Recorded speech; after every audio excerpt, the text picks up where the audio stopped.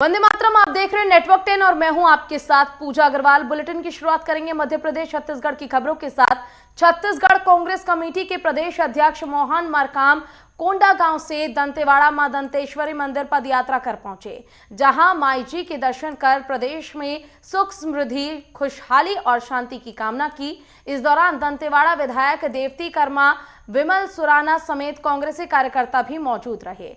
वहीं बता दें कि पिछले 4 दिनों से मोहन मरकाम कोंडागांव से लगातार पदयात्रा कर दंतेवाड़ा पहुंचे हैं। वहीं नवरात्र के पावन अवसर पर बस्तर की आराध्य देवी माई दंतेश्वरी के दर्शन कर उन्होंने आशीर्वाद लिया है। और 1971 में हुए भारत पाकिस्तान युद्ध के विजय के 50वीं वर्षगांठ पर सैनिकों के सम्मान में निकाली गई मशाल रैली कवर्धा पहुंची। बता दें कि ये विजय मशाल यात्रा 12 अक्टूबर से 19 अक्टूबर तक छत्तीसगढ़ के विभिन्न शहरों में यात्रा करेगी। इस विजय मशाल को 1971 के युद्ध में शामिल सैनिकों के घरों में ले जाया जाएगा। 1971 के युद्ध में छत्तीसगढ़ के 100 से अधिक सैनिकों ने हिस्सा लिया था। वहीं विजय मशाल यात्रा कवर्धा से रायपुर, दुर्ग, भिलाई, बिलासपुर, कांकेर और धमतरी से यात्रा करते हुए जाएगी।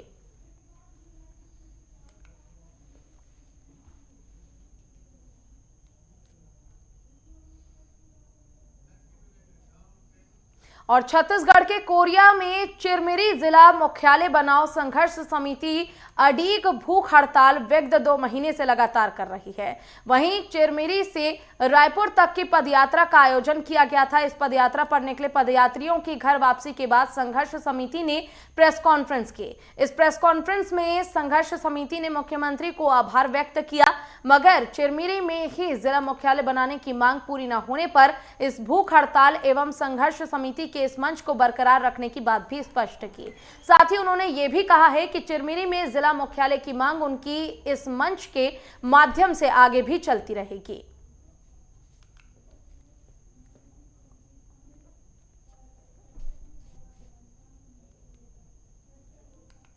आज हमारा प्रेस कॉन्फ्रेंस का ये मकसद है कि आज हमारे जो साथी पदयात्रा करके जो 350 किलोमीटर की चिरमिरी से रायपुर की यात्रा करके अपनी मुख्य मांग को सीएम साहब के सामने रखा और जो हमें वहाँ से एक मतलब सम्मानपूर्वक जो हमें वहाँ से आश्वासन मिला है हमारे मुख्यमंत्री महोदय के द्वारा, वो आप लोगों को बताने का था।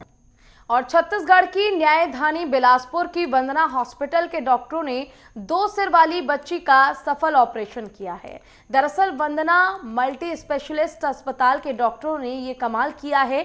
दरअसल असम के करीमगंज में रहने वाले एक मजदूर परिवार के घर 1.5 साल पहले बच्ची का जन्म हुआ था। वहीं जन्म के बाद से ही बच्ची के सिर के पीछे एक गठान थी जो धीरे धीरे बढ़ने लगी थी, जिसे देखते हुए उसके माता पिता सुनीता और शंकर बहुत चिंतित थे और अपने बच्ची के इलाज के लिए स्थानीय और असम मेडिकल कॉलेज में संपर्क किया, पर यहां उसका इलाज संभव नहीं हुआ।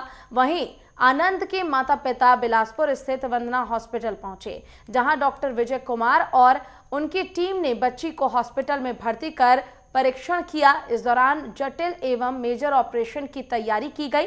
इस ऑपरेशन में बच्ची की जान को खतरा था, क्योंकि बच्ची की सबसे बड़ी समस्या उसका 2 सिर होना था, जिससे एक सिर को अलग करना काफी जोखिम भरा था। पर neuro surgeon doctor Vijay Kumar, doctor Bhushan Singh, doctor Shashank समेत अन्य विशेषज्ञों की टीम द्वारा इस सफल ऑपरेशन को अंजाम दिया गया है।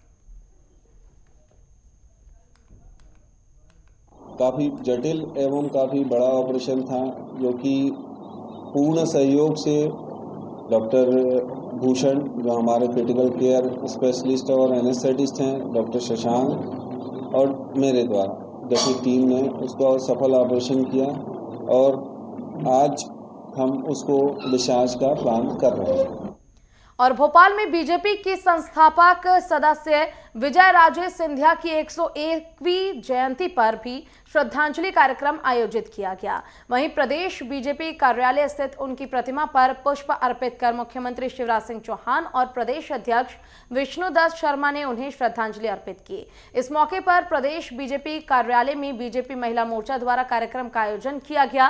कार्यक्रम में शामिल होने पहुंचे मुख्यमंत्री शिवराज सिंह चौहान ने कहा है कि राजमाता नहीं थी, वो लोक माता थी। 1973 में नर्मदा में भयानक बाढ़ आ गई थी। उस समय कांग्रेस की सरकार हुआ करती थी। किसी प्रकार की सहायता पीड़ितों के पास नहीं पहुंची। उस समय राजमाता ने कंबल, कपड़े, अनाज वितरित किए थे।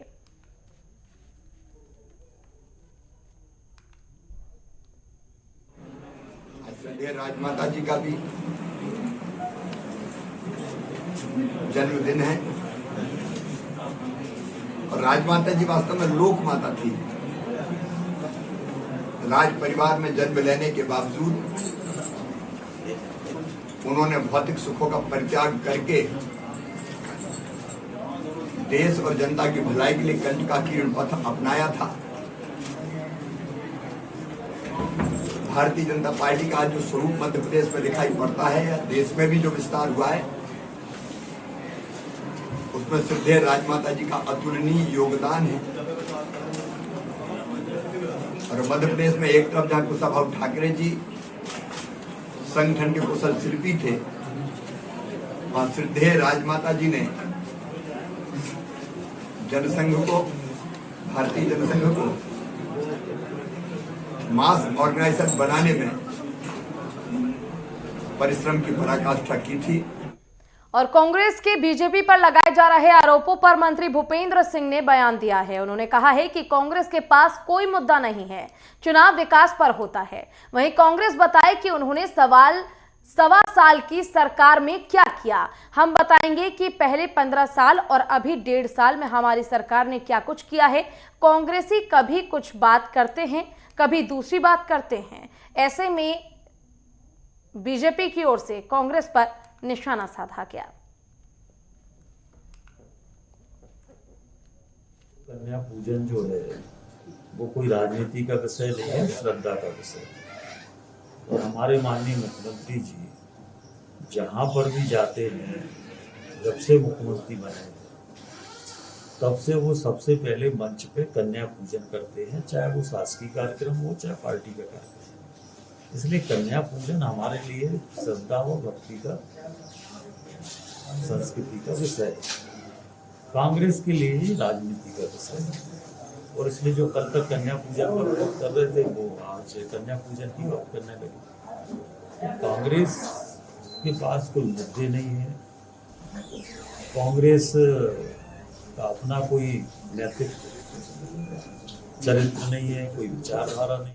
और अब बात करेंगे जबलपुर जिले की, जहां अपराधियों के साथ साठगांठ कर भ्रष्टाचार के आरोपों से घिरे क्राइम ब्रांच के 6 जवानों को निलंबित कर लाइन हाजिर कर दिया गया है। मिली जानकारी के अनुसार मदन महल क्षेत्र में शातिर सटोरियों के खिलाफ हुई कार्रवाई के बाद क्राइम ब्रांच के जवान पुलिस अधीक्षक के निशाने पर आ गए थे। बता दें कि शातिर सटोरियों सूरज पटेल, उनकी पत्नी को सट्टा खिलवाते हुए पकड़ा गया था। जहां जांच के दौरान क्राइम ब्रांच के कुछ जवानों की अपराधियों से साठगांठ की शिकायत पुलिस अधीक्षक तक पहुंची। वहीं शिकायत को गंभीरता से लेते हुए उन्होंने कार्रवाई के निर्देश दिए हैं और क्राइम ब्रांच में पदस्थापित 3 एएसआई समेत 6 पुलिसकर्मियों को तत्काल प्रभाव से निलंबित कर दिया गया है।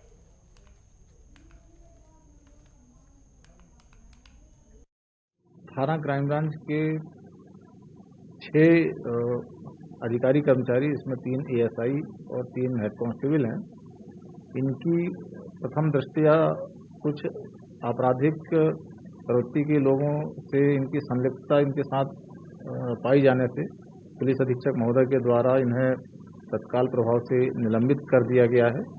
और आगे की जांच हमारे यहाँ अतिरिक्त पुलिस अधीक्षक शहर श्री कासवानी जी को आगे की जांच के लिए प्रकरण सौंपा गया है।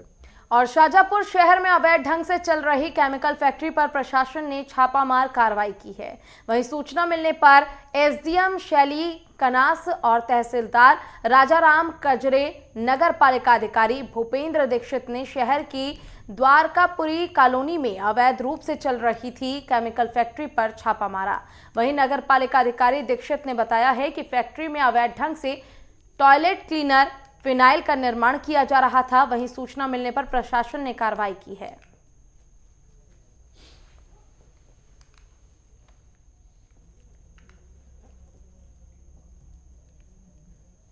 पूरी में अवैध केमिकल जैसे फिनाइल टॉयलेट क्लीनर वगैरह निर्माण की सूचना मिली थी और यहाँ पर आकर हमने देखा तो इनके द्वारा अवैध रूप से ये सब सामग्रियों का निर्माण किया जा रहा था। मौके का पंचनामा बनाकर और उनसे अनुज्ञप्ति के पेपर वगैरह मांगे तो उपलब्ध नहीं करा पाए हैं। जब भी उनके मालिक आएंगे सूचना पत्र नगरपालिका द्वारा जारी किया जा रहा है भवन निर्माण अनुज्ञप्ति वगैरह सभी का, और उसके बाद आगे कार्रवाई की जाएगी। और मध्य प्रदेश के देवास में डिप्टी कलेक्टर और खाते गांव एसडीएम के घर पिछले दिनों हुई चोरी के बाद चिट्ठी लिखने वाले आरोपी को पकड़ लिया गया है। दरअसल पिछले दिनों एसडीएम त्रिलोकन गौड़ के सरकारी आवास में चोरी की घटना घटी थी। वहीं 3 में से 2 आरोपियों को पुलिस ने पकड़ लिया है। वहीं मुख्य आरोपी का पहले से ही कई आपराधिक रिकॉर्ड भी रहा है।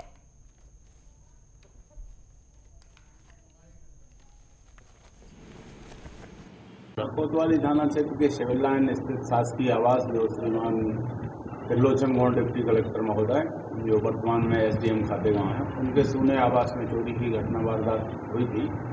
9 तारीख को प्रकरण पंजीबद्ध किया गया था ज्ञात आरोपियों को। तो कोतवाली पुलिस द्वारा 2 आरोपियों को हिरासत में लेकर पूछताछ की गई। घटना स्थल की उनसे तस्दीक भी कराई गई, अन्य साक्ष्य भी एकत्रित किए गए, उनको फिर गिरफ्तार किया गया। घटना में उनके द्वारा घटित आए जान पे कुंदन ठाकुर है, दूसरा शुभम और छोटू जायसवाल।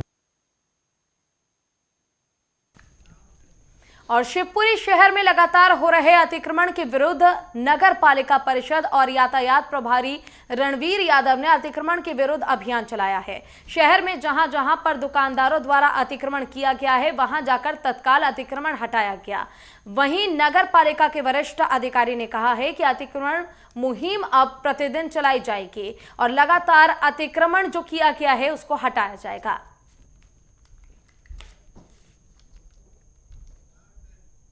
और मध्य प्रदेश के देवास में आस्था का केंद्र माता टेकरी पर नवरात्र के 5वें दिन 7 लाख लोगों ने मां चामुंडा के दर्शन किए। वहीं असंख्य दीपों से आरती संगीतमय धुन के साथ की गई। इस मौके पर जनप्रतिनिधियों से लेकर प्रशासनिक आलाधिकारी भी शामिल हुए।